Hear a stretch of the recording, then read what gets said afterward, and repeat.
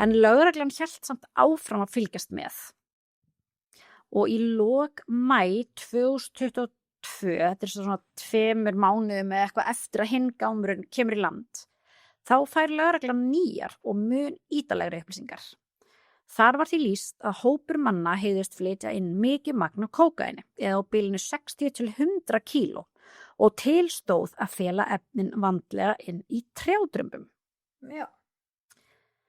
Tekið var fram að frágangurinn á pakningum yrði svo fagmannlegur að hann ætti að geta þolað allar hefðbundnar skoðanir eftirlitsmanna, sem sagt tollmanna, án þess að vekja nokkra grunsemdir.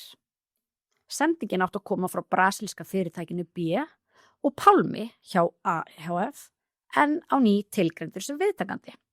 En í þessum nýju gögnum birtist jafnframt nafn Bjarna og einhverja upplýsingar að hann ætti að hafa eitthvað hlutverk í tengslum við þessa sendingu.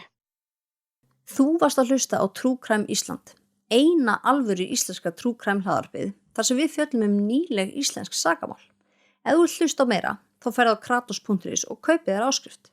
Í áskrift ferðu aðgang að öllum fyrir þáttunum okkar ásamt glænýjum þætti af hverjum einasta mánuði og svo gefum við stundum út aukaþætti og seríur og þeir sem í áskrift koma í lokaðan Facebook-hóp þar sem við setjum inn alls konar upplýsingar.